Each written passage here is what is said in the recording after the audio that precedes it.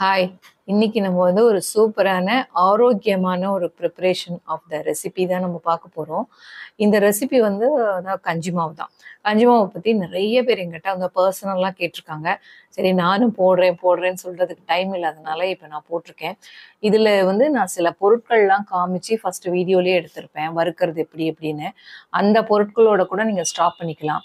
இல்ல எனக்கு அதுக்கு மேலேயும் தேவை அப்படின்னா, அந்த லிஸ்ட்டெல்லாம் வந்து கடைசியா வந்து அட்டாச் பண்ணியிருக்கேன். அதாவது காமிக்கிற பொருளோட லிஸ்ட்டோட, அந்த பொருளையும் எவ்வளோ கிராம்ஸோட அட்டாச் பண்ணியிருக்கேன். அதையும் வந்து நீங்க வறுத்துட்டு நீங்க சேர்த்து கஞ்சி மாவு அரைச்சுக்கலாம்.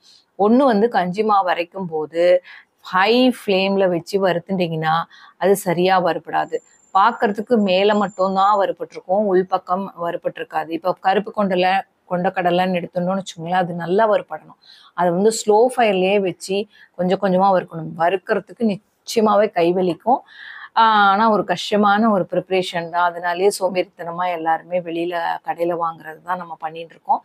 கொஞ்சம் ரிலாக்ஸா இன்னைக்கு ஒரு 5, நாளைக்கு ஒரு 5 அப்படிங்கிற மாரி வறுத்து கொட்டி வச்சுட்டீங்கன்னா, கொஞ்சம் ஈஸியா இருக்கும். ஒரு 1 வீக்குக்குள்ள அந்த மாவ நம்ம ரெடி பண்ணிறலாம். ஸோ இதெல்லாம் வந்து ஒரு எக்ஸ்பீரியன்ஸ்ல தான் நான் சொல்றேன். இதெல்லாம் நீங்க ஃபாலோ பண்ணலாம். ஸோ இது ஒரு ரொம்பவே குழந்தைகளுக்கு ஸ்ட்ரென்த்து. இத மட்டும் நீங்க கலந்து குடுத்தாலே போதும். நல்ல ஆரோக்கியமா அதாவது பிரேக்ஃபாஸ்ட் கூட தேவைப்படாது. நல்ல வயிறு ஃபில்லிங்கா இருக்கும். அண்ட் இந்த பாரம்பரிய அரிசிகள்ல வந்து காட்டு யானம் இல்லைன்னா கருப்பு கவுனி இந்த மாரி ஒரு அரிசிய மட்டும் நீங்க ஏதானும் சேர்த்துக்கலாம். அதனோட ப்ராப்பர்ட்டியும் நம்மளுக்கு கிடைக்கும். அதையும் ஸ்லோ ஃபயர்ல தான் வச்சு வறுக்கணும். அரிசின்னு சொல்லிட்டு எதுவுமே பெரிய ஃப்ளேம்ல வச்சு வறுக்காதீங்க. அண்ட் இது நிச்சயமாவே நல்லா நைஸா அது மாரி மிஷின்ல குடுத்து அரைச்சு வச்சுட்டீங்கன்னா, ஒரு 2, 3 மாசத்துக்கு இது கன்டினியூஸா வந்துட்டுருக்கும். அண்ட் காய்ச்சும் போதும் கொஞ்சம் சிம்லயே வச்சு காய்ச்சினீங்கன்னா, ஒரு பெட்டர் இது கிடைக்கும். நல்லா திக்கு கன்சிஸ்டன்சில காய்ச்சிட்டு, அதுக்கப்புறம் கொஞ்சம் மில்க் ஆட் பண்ணீங்கன்னா நல்லாயிருக்கும். அண்ட் கஞ்சி மாவு எப்பவுமே வந்து 1 ஸ்பூன் ஓட்ஸோட மிக்ஸ் பண்ணிட்டு நீங்க கரைச்சி கஞ்சி காய்ச்சினீங்கன்னா, அந்த ஓட்ஸ வந்து அங்கங்க கிரன்ச்சீஸ் வரும்போது, இந்த கஞ்சி மாவையும் நம்ம கடிச்சு சாப்பிட முடியும். இல்லைன்னா டக்குன்னு நம்ம அப்படியே வெறும பால் சாப்பிட்ற மாரி குடிச்சிருவோம். ஸோ இதெல்லாம் ஒரு சின்ன சின்ன டிப்ஸ் தான். இத ஃபாலோ பண்ணிட்டு, இத வறுத்துட்டு நீங்களும் அரைச்சு பார்த்துட்டு, எப்படி இருக்கு அப்படிங்கிறத எனக்கு சொல்லுங்க. இப்போ வந்து நான் சோயா போட்டிருக்கேன். சோயா வந்து நீங்க ரொம்பவே சிம்ல வச்சு வறுக்கணும். சோயா பார்த்தீங்கன்னா அங்கங்கே பொரியிற சவுண்டு கேட்கும் பாருங்க. நான் சிம்லேயே தான் வச்சிருக்கேன். ஸோ அது வந்து ஏன்னா அது கொஞ்சம் நல்லா வறுபடணும். இந்த பெருசாக இருக்கிறதெல்லாம் அதனால சிம்ல வச்சு நல்லா வாசனை வரம்னி வறுத்துட்டு அதுக்கப்புறம் நம்ம இப்போ எடுத்துடலாம். ஒரு சவுண்டு கேட்குறது இல்லையா, படப்படன்னு சவுண்டு, அப்போ எடுத்துடலாம். அடுத்து வெள்ளை சோளம் போட்டிருக்கேன். அதுவும் வந்து அப்படிதான் கொஞ்சம் சிம் பண்ணிவிட்டு அதுவும் கொஞ்சம் பொரிஞ்ச மாதிரி சவுண்டு வரும். ரொம்ப பொரிய ஆரம்பிச்சிச்சுன்னா கார்ன்ஸ் பொரிஞ்சா எப்படி இருக்குமோ அது மாதிரி பொரிஞ்சிடும். ஸோ இப்போ கரெக்டாக நிறுத்திட்டு நீங்கள் மாற்றிடு. இது நான் போட்டிருக்கிறது கம்பு வந்து அது மட்டும் நான் 200 கிராம்ஸ் எடுத்திருக்கேன். இது வந்து புறாவோட பெட்டு. ஆக்சுவலாக கம்பு அது போட்டால் நல்லா சாப்பிடும் அந்த புறா. எல்லாம் புறா நல்லா க்ரோ ஆகிறதுக்கு காரணமே இந்த கம்பு தான். அது என்ன டேஸ்ட் இருக்குன்னு தெரியல, ஏதோ சீக்கிரட் இருக்கிறனால தான் அது சாப்பிடுதுன்னு நினைக்கிறேன். அதனால நம்மளும் சாப்பிடுவோம். கம்பு வந்து வறுத்த உடனே நல்ல வாசனை இருக்கும். அது அதே சமயத்தில் பொரியிற சவுண்டு கேட்கும். இந்த பொரியிற சவுண்டு கேட்கும்போது நம்ம எடுத்துடலாம். இதுவும் எல்லாமே ஸ்லோ ஃபயர்ல பண்ணுங்க. அது பார்த்தீங்களா, படப்படான்னு கொஞ்சம் வெடிக்கிற சத்தம் கேட்கறது பாருங்க. இப்போ நம்ம ரிமூவ் பண்ணிடலாம். இப்போ நான் போட்டிருக்கிறது கொண்டக்கடலை, கருப்பு கொண்டக்கடலை. இதையும் வந்து நம்ம ஸ்லோ ஃபயரில் வச்சு நிதானமாக வறுக்கணும். கொஞ்சம் லேட்டு தான் ஆகும். இதையும் வந்து அது மாதிரி வறுத்துட்டு எப்படிங்கிறத பார்க்கலாம். அங்கங்கே நல்லா ஒரு இந்த கடலையெல்லாம் ப்ரௌன் ஆகிடுச்சு.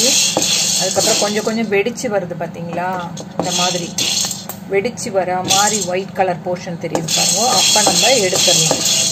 இது நிதானமாக வச்சு வருங்க. அடுத்தது வேர்க்கடலை போட்டிருக்கேன். வேர்க்கடலை நல்ல தோல் இது மாதிரி கழண்டு வர மாதிரி நல்லா பரப்பரான்னு வறுத்துட்டு அதுக்கப்புறம் தோலை எடுத்துட்டு அதுக்கப்புறம் அந்த வேர்க்கடலையே நீங்கள் அது கூட சேர்த்துடலாம்.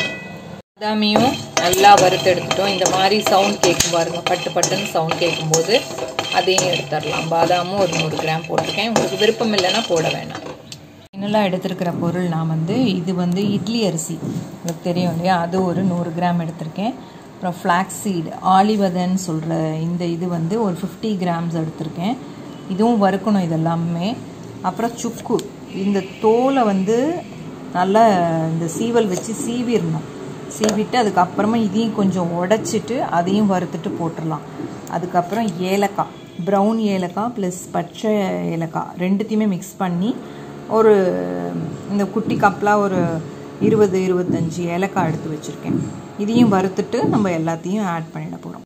புழுங்கரிசி போட்டு அதுவும் வறுக்கிறேன். அது நல்லா உங்களுக்கு தெரியும், நல்லா பொரிஞ்சு படப்படப்படான்னு அதுவும் வரும். அப்போ வந்து லைட் ப்ரௌன் ஆகும். அப்போ அதை எடுத்துடலாம். இது பார்த்தீங்கன்னா இப்படி ப்ரௌனிஷ் கலரில் நல்லா வரும், வாசனை வரும் நல்லா. அப்போ எடுத்துடலாம். தாளி விதை போட்டிருக்கேன். அது போட்டவுடனே நல்லா பொரிய ஆரம்பிச்சிடும். ஏன்னா ரொம்ப இதுவாக இருக்கும், ஃப்ளென்சியாக இருக்கும். ஸோ அது வந்து அதை உடனே எடுத்துடலாம் நம்ம போட்டுட்டு இம்மிடியேட்டாக. இந்த மாதிரி படப்படன்னு சொல்லி கேட்டோம்னே. இது கசகசா ஒரு 25 கிராம்ஸ்க்கு எடுத்திருக்கேன். இதுவும் வந்து ஆப்ஷனல் தான். உங்களுக்கு வேணும்னா நீங்கள் போட்டுட்டிங்கன்னா வயிற்று புண்ணு நல்லா தூக்கம் வரும். அதுக்காக தான் இந்த கசகசா சேர்க்குறது. ஸோ இதையும் நீங்கள் வேணால் வறுத்துட்டு லைட்டாக வறுத்துட்டு சேர்த்துடலாம். இந்த சுக்கை வந்து நம்ம இது மாதிரி நல்லா தோல் எடுத்துட்டு தட்டிட்டு அது மாதிரி வறுத்துட்டு அதையும் வந்து இந்த கஞ்சி மாவோடு சேர்த்துடலாம்.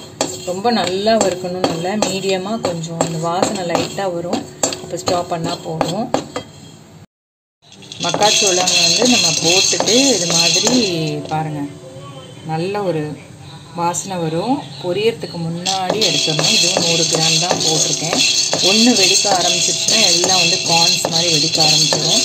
அதுக்கு முன்னாடி நீங்கள் எடுத்துடலாம்.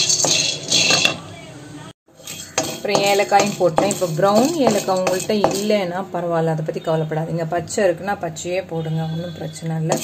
அதை வந்து ஒரு 25 ஏலக்காயாவது நீங்கள் போடுங்க. அப்போ தான் வாசனை நல்லாயிருக்கும், ஜீரணமாகும். இதுக்காக தான் நம்ம போடுறது. ஸோ இதையும் நல்லா வறுத்துட்டு அதோடு நம்ம சேர்த்துடுறோம். கடைசியாக நான் இந்த கேழ்வரகு போட்டிருக்கேன். கேழ்வரகு போட்டதுனால இதையும் நல்லா சிம்மில் வச்சு நல்லா வறுத்து எடுத்து போட்டுருங்க. கொஞ்சம் லைட்டாக ப்ரௌனாக மாறும், அப்போ எடுத்துடலாம்.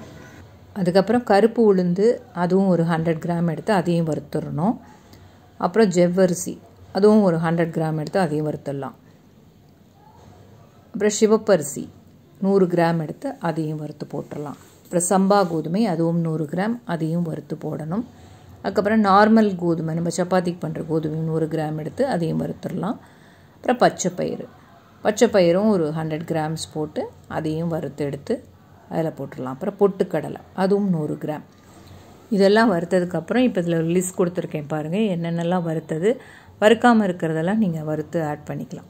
ஸோ ஒரு சூப்பரான கஞ்சி மாவு இன்றைக்கி உங்களுக்கு ரெடி பண்ணி கொடுத்துருக்கேன்.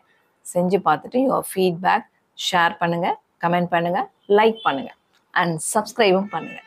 தேங்க்யூ.